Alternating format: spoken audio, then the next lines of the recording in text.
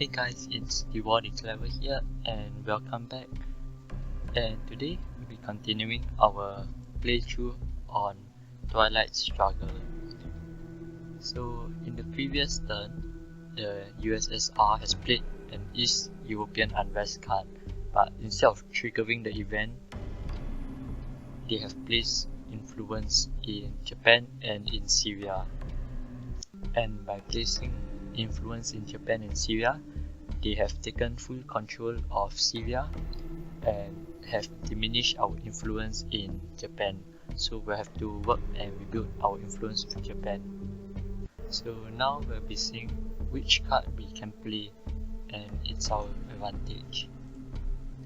So we have the UN intervention, the Vietnam revolts, and the Europe scoring along with the special relationship.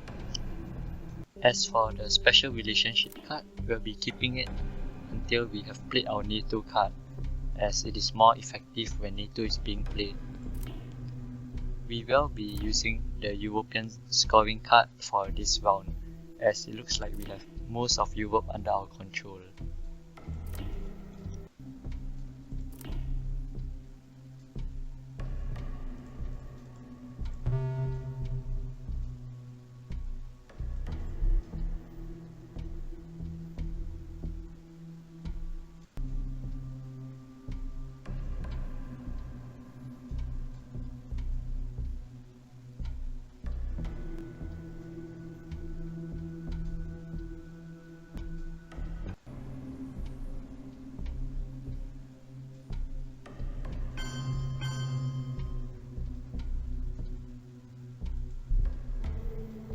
So the USSR has recently played a Novet card in their previous turn, which grants us influence to any country containing our influence already, as we already have full control over Canada.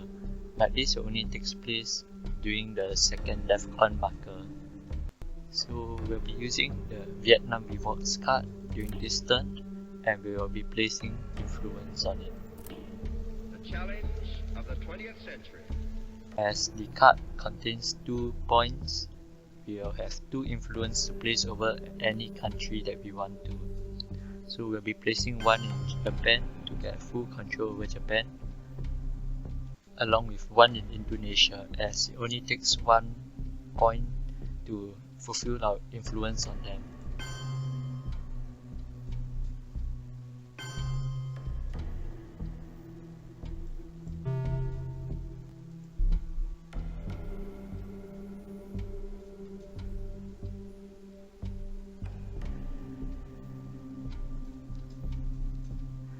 As the USSR has recently placed an Marshall Plan card, we now get the advantage of placing 7 influence in Europe. Though we can place our influence in Europe, we can only place 1 influence per country, so we'll be spreading it out across Western and the Nordic countries.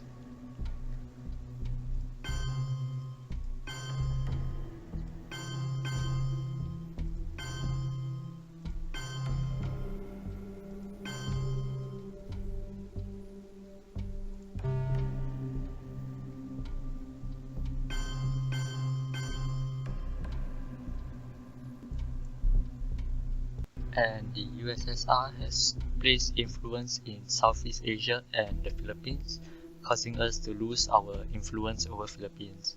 So we'll be using our UN intervention card now and be using it to place influence in the Philippines to gain back control over it. And at the end of the first round, we have actually lost 2 victory points, while the USSR has lost 0. Their current military ops point will be at level 5, while ours is only at level 2. So we'll see what we can do in the next round to boost up our mule ops and potentially get more victory points than them. The seeds of totalitarian regimes are nurtured by misery and want. So as turn 2 They now spread and starts, grow in the evil we'll soil get of extra poverty and cards. strife. They reach their full growth when the hope of a people for a better life has died.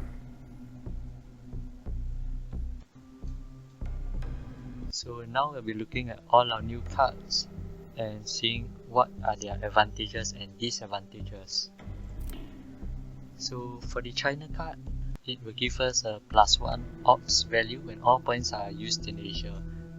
So I do not really understand what does that mean, but for the second line, which will be the +1 victory point for the player holding this card at the end of turn 10. Now that, if we can keep this card without using it, we will get 1 extra victory point. So we have our special relationship card still with us. And this is a new card as it is a Middle East scoring card, which will give us our scoring of the Middle East instead of the previous card, which was Europe. For the Nasser card, this card will be a USSR card as it gives 2 influence in Egypt to the USSR, and it will remove half or rounding up our US influence in Egypt.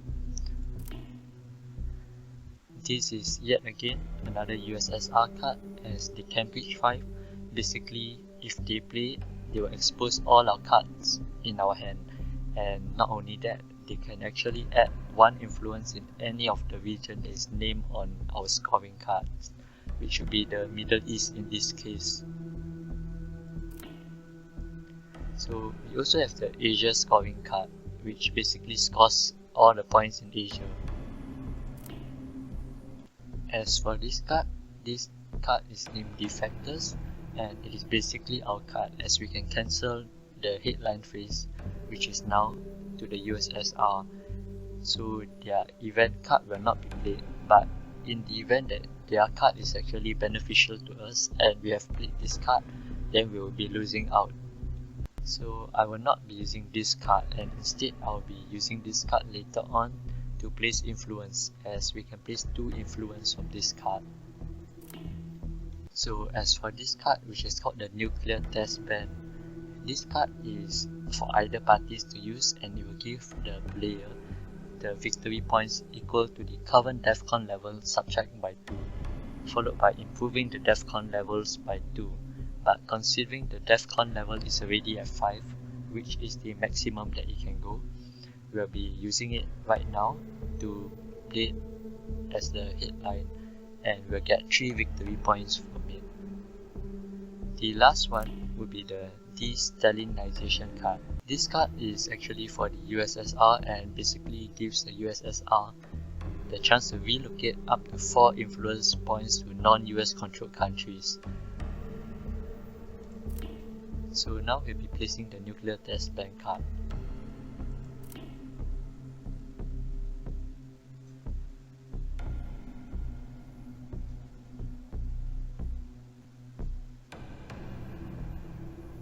So as you can see, the USSR has already used their forming of Warsaw Pact.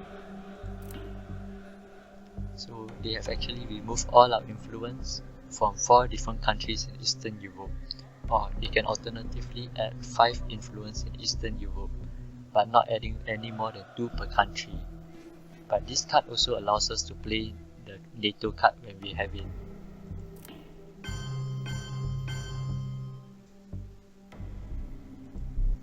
So the USSR has gone with the placing of influence in the Eastern European countries.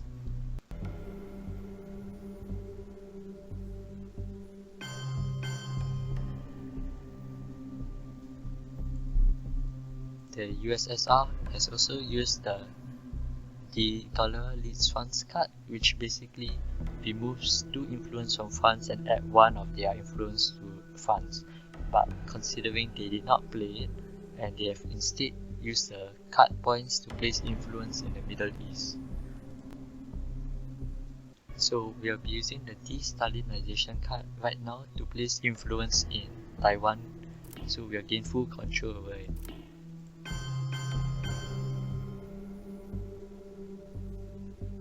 As we have played our event card, now it's their turn to use this same event card for their own purpose.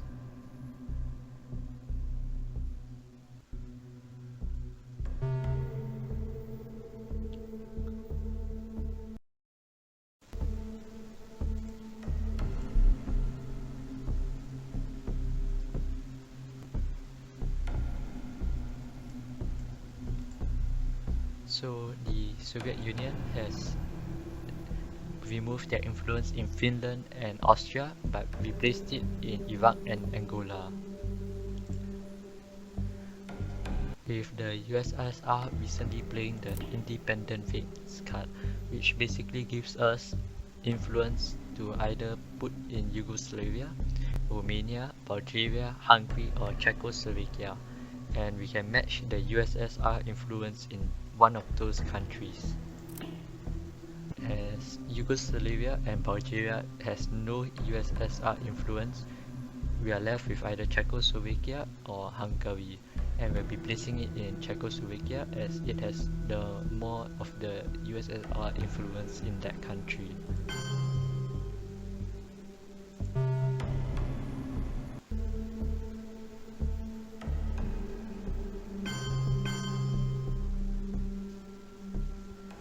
So I'll be stopping the video here for today, and do tell me in the comments below on what you do think of this video and any ways I can improve it, or any other games that you would want to see in the future.